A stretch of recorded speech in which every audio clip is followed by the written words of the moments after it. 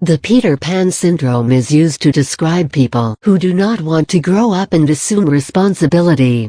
This is a far-reaching effect on all aspects of their life. We will go into a little more detail about this syndrome and understand the nuances of the same. The Peter Pan syndrome is not recognized as a mental health disorder by the World Health Organization (WHO). There might have been countless times when you've had to occasionally say "oh, grow up" to the significant other, for all the childish behavior that he/she throws your way, the imperative word here being occasionally. All of us are prone to childish behavior from time to time. And while we may display these nonconformist behavior patterns, it's only a slight detour from our normal behavior, and we come back to being our responsible selves sooner or later. However, what if this irresponsible behavior is not an occasional burst, but is, rather, a set personality? The Peter Pan syndrome works on these lines. This syndrome describes people who exhibit immature behavior and do not want to grow up or take on adult responsibilities. The term is based on the widely popular book Peter Pan the Boy Who Wouldn't Grow Up by J.M. Barrie, and describes a boy who is cocky and irresponsible. This phenomenon translates into real life much in the same way.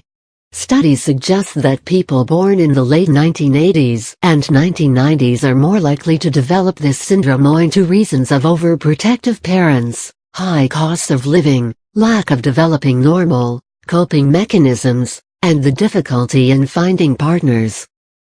Characteristic traits. Even though the Peter Pan syndrome features in both men and women, it is more common in men than in women.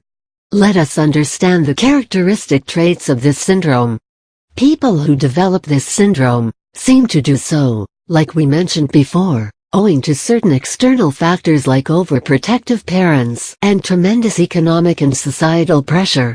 They shirk away from most forms of responsibility, and all their energy is focused on finding pleasure in life. In doing which, they manage to shut out their sense of what is right and what is wrong, and they become hedonistic in intent.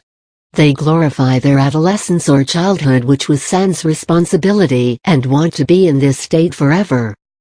They cannot assume responsibility for any of their actions, and if something goes wrong, they are quick to blame others. People with this syndrome cannot necessarily keep promises either. They hate if people are dependent on them. They hate being rejected and are scared of loneliness, which is why they want to be surrounded by people at all times. In fact, they usually crave to be the center of attention. Lack of confidence. They are highly concerned about their appearance and hate criticism of any kind. In a way, this is because they lack confidence. Even though it is not very apparent, this low self-esteem drives them to be properly dressed, become the center of attention by developing the gift of the gab, and distract people in this manner, such that they do not focus on their negative traits. A person who has this syndrome finds it very difficult to express emotions.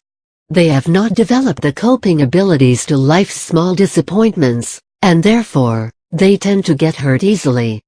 To protect themselves from this hurt, they tend to take on an "I don't care" attitude so that they can justify anything with this statement.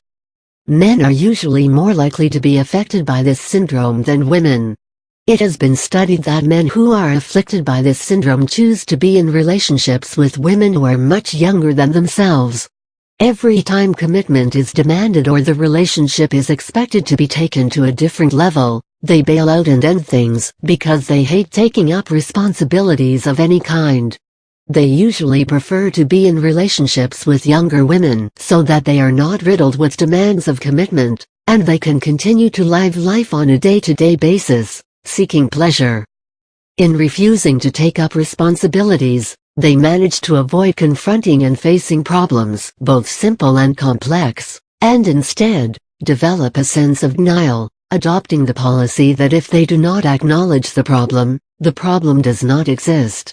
In many cases, a direct result of which is that they take to drugs and alcohol to numb their senses, and escape into a world that is devoid of responsibilities. Given that they shirk away from responsibilities, they find it difficult to assume expected and necessary responsibilities at a job. the result of which is that they often find it difficult to sustain a proper job. Even when they are at a stage in their lives where they need to have a proper and steady job, they might, instead, be stuck in menial jobs, which they find difficult to sustain for long periods of time as well. A person afflicted with the Peter Pan syndrome will usually find it very difficult to adjust in the normal settings of society, doing things that are expected of someone their age. When and if a person ever realizes that he is afflicted with the same and wants to change for the better, a consultation with a counselor and/or psychiatrist is necessary.